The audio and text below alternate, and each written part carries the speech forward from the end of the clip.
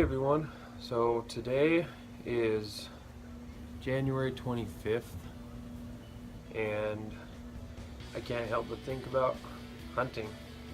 It's a long ways away, which sucks, but there are some things that we can do to prepare ourselves, and one of those is scouting. If you think about trying a new area or you want to explore a little bit more of your area that you currently hunt, stay tuned for this video. I'm going to show you guys my system that I use to try and locate good areas for both deer and elk. So I'm going to give you guys some good resources as well as some starting points to investigate for your scouting.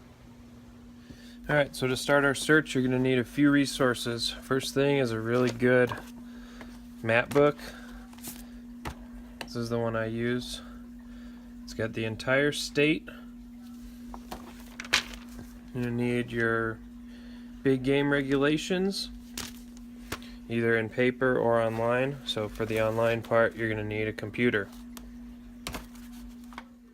The first resource is your state's Fish and Wildlife website or paper book.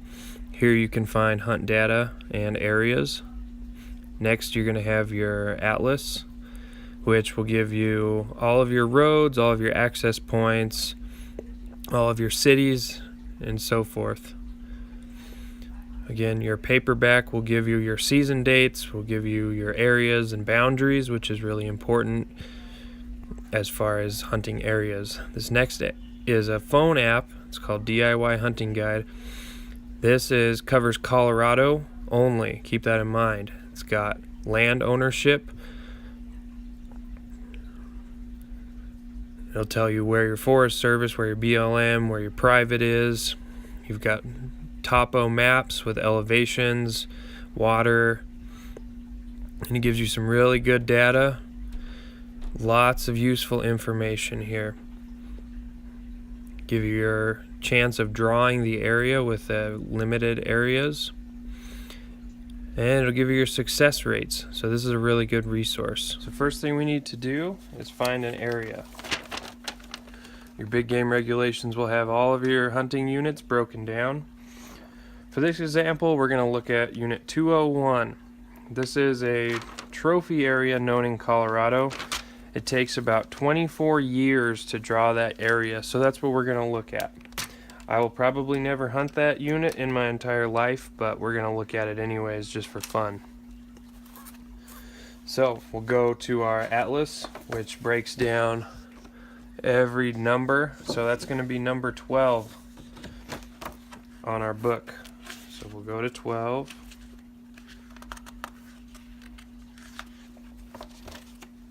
And there's your entire area. Lots of national forests, so that looks good.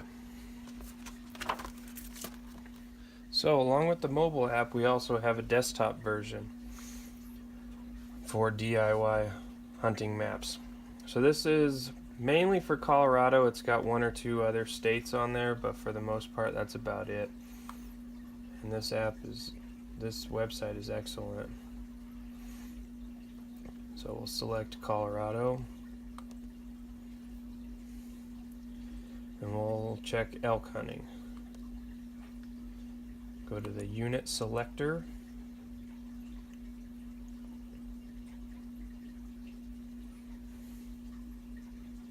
and it pulls up the entire state. So from here, we're going 201, going big time.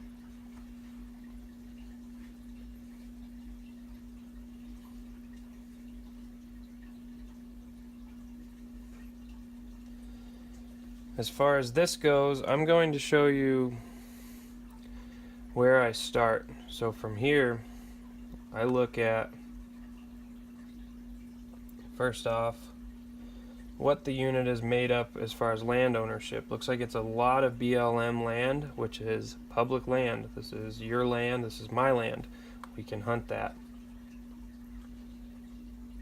And we'll look at the unit size.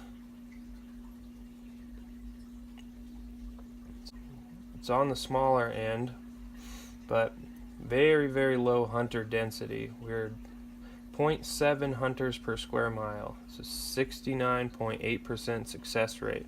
That's because it takes a lifetime to draw this unit. Not very many roads, not very rugged, and we've got elevation from 5,000 to 9,000 feet.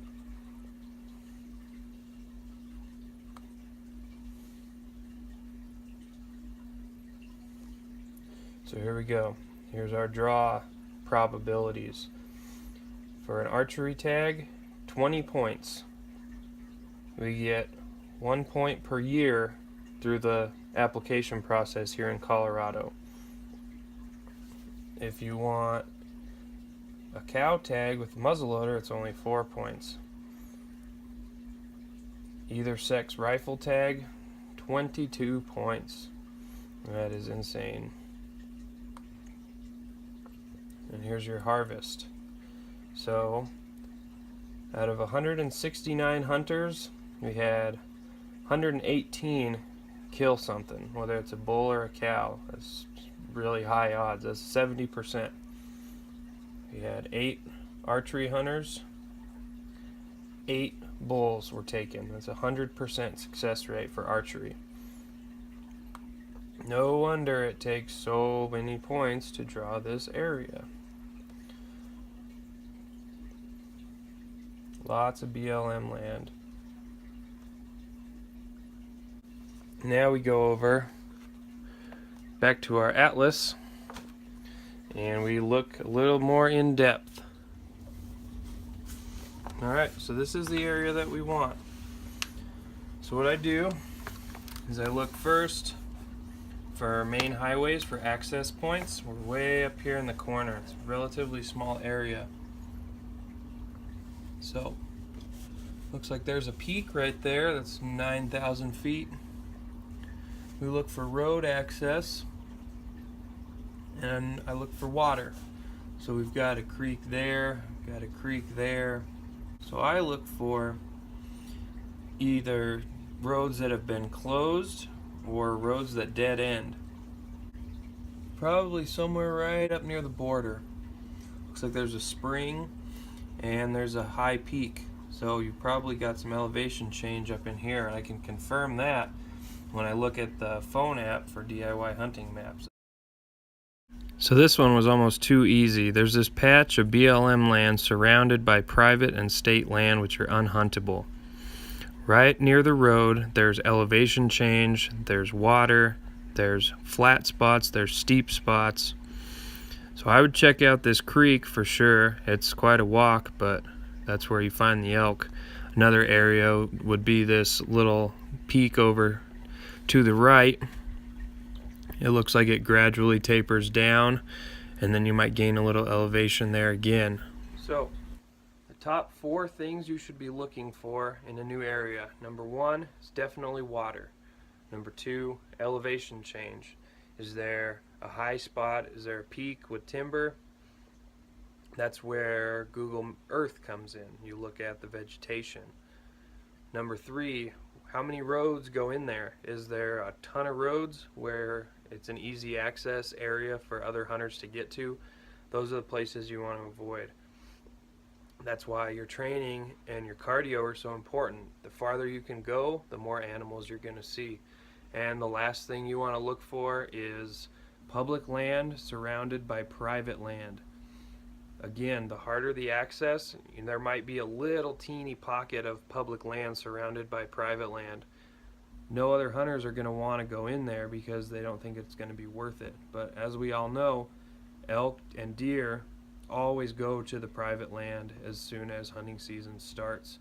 Well, I know we've still got a long time until hunting season, so I hope this will hold you over and keep your head in the game in the coming months. You want to do your research and you want to go into hunting season prepared and knowledgeable of the area that you're going to hunt. Maybe it's the area that you've been hunting for years and you can discover a new spot within that area. Hopefully this video was helpful to everyone, and don't forget to like and subscribe. Leave a comment with any other tips that you use to Digital Scout, and until next time, shoot straight.